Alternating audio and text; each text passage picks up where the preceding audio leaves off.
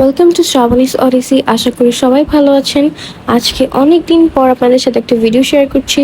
আর ওই দিন হচ্ছে যে আমি ভার্সিটিতে যাব, এবং ভার্সিটিতে যাওয়ার আগে আমি একটু আমার বিছানা সব কিছু একটু গুছিয়ে নিয়েছিলাম আর কি, প্রপারলি আমার রুমটাই গুছিয়ে নিয়েছিলাম। আর ওই দিন হচ্ছে আমি নর্মাল অন্যান্য দিনের তুলনায় একটু আগে গিয়ে উঠেছিলাম, তাই আমি সময় করে আমার রুমটাকে গুছিয়ে নিতে পেরেছিলাম। কিন্তু নর্মালি আমার সময় হয় না, তাই রুমটা ওরকমভাবে গোছানো হয় না, আর তাই জন্য আজকে আপনাদের সাথে সাথে শেয়ার করলাম। তারপর রেডি হয়ে বের হয়ে গেলাম ভার্সিটির জন্য।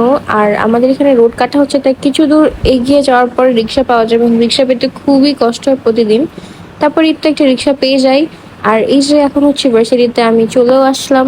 আর ভার্সিটিতে এসে আমি এখানে লিফটের জন্য ওয়েট করছিলাম। আর আমি যখন লিফটে উঠলাম, সেখানে কেউ ছিল না আমি বাদে। তারপর ক্লাসে চলে আসলাম। আর ক্লাসে আসার পর আমাদের ফার্স্ট ক্লাসটাই ছিল ল্যাব ক্লাস। অ্যান্ড পাশে আমার ফ্রেন্ড গেম খেলছিল, আর আমি আমার পিসিতে এখানে মাঙ্গা পড়ছিলাম। এরপর ক্লাস শেষ করে বাসায় চলে আসি। আর বাসায় এসে দেখি আমার গরুর মাংস রান্না করছিল।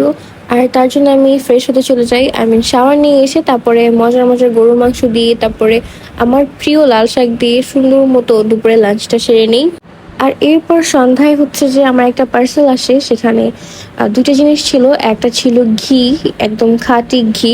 আর একটা ছিল কোকোনাট অয়েল, যেটা হচ্ছে যে একদম খাবারেও দিতে পারবো, চুলেও দিতে পারবো। বাট আমি এনেছিলাম মেইনলি আমার হেয়ারের জন্য। আমার কিছুদিন যাবত বেশ হেয়ার ফল হচ্ছিল, তাই ভাবলাম যে খাঁটি কিছু একটা ইউজ করে দেখা যাক যে কেমন ফলাফল পাওয়া যায়। আর আসলে এই নারকেল তেলটা ইউজ করার পর আমার চুল আগের থেকে ভালোই সফট হয়েছে, মানে ওরকম, যেহেতু এটা একদম কেমিক্যাল ফ্রি, তাই হয়তো বা চুলে এখন আর ওরকম ভাবে কেমিক্যালের কোনো এফেক্ট করছে না। আর এই যে হচ্ছে আমাদের সেই ঘিটা, যেটা হচ্ছে খাঁটির ছোঁয়া পেজ থেকে আনা। অ্যান্ড এই ঘিটাও বেশ ভালো ছিল। এবং যেমন বর্তমান যেমন নর্মাল ঘি খাবার ইউজ করলে কোনো স্মেলই পাওয়া যায় না, বাট এই ঘিটার খুবই সুন্দর একটা স্মেল ছিল। আর তাদের প্যাকেজিং খুবই ভালো ছিল, মানে কোনো কিছু লিক হওয়ার কোনো চান্স ছিল না।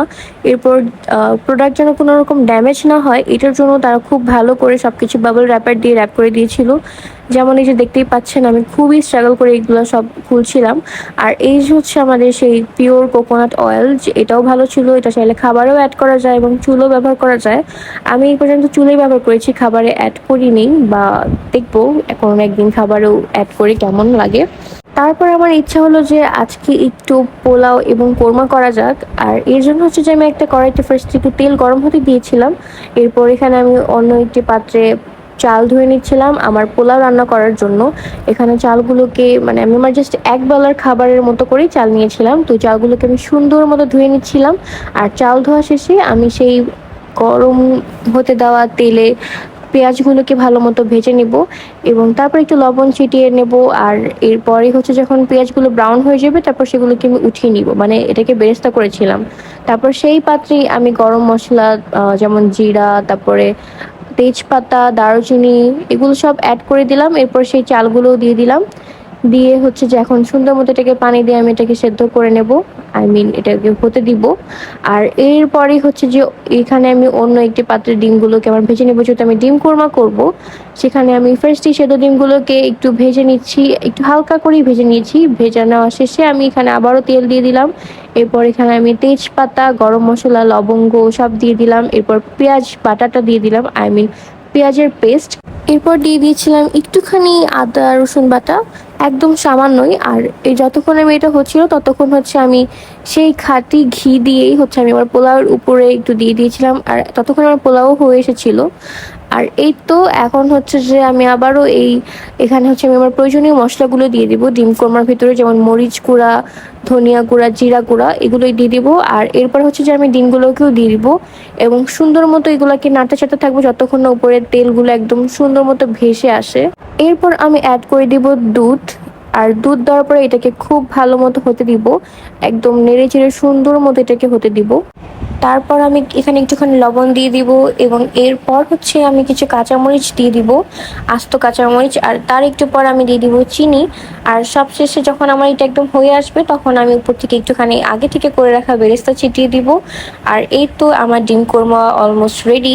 আর এখন হচ্ছে আমি এটাকে পরিবেশন করব, এবং পরিবেশনের আগে আমি এটাতে সামান্য কিছুটা ঘি দিয়ে দিব, যেন এটা থেকে খুব সুন্দর একটা ঘির স্মেল আসে। আর সবশেষে পরিবেশনের সময় আমি আবারও কিছুটা বেরেস্তা উপরে ছিটিয়ে দিব এবং এটা খেতে খুবই দারুণ হয়েছিল। আর এটা আমি ফার্স্ট টাইমে ডিম কোরমা করেছিলাম, কিন্তু বাসায় সবাই বলেছিল যে খুবই মজা হয়েছে। আর এটা হচ্ছে আমার কুকিং সিরিজ 4।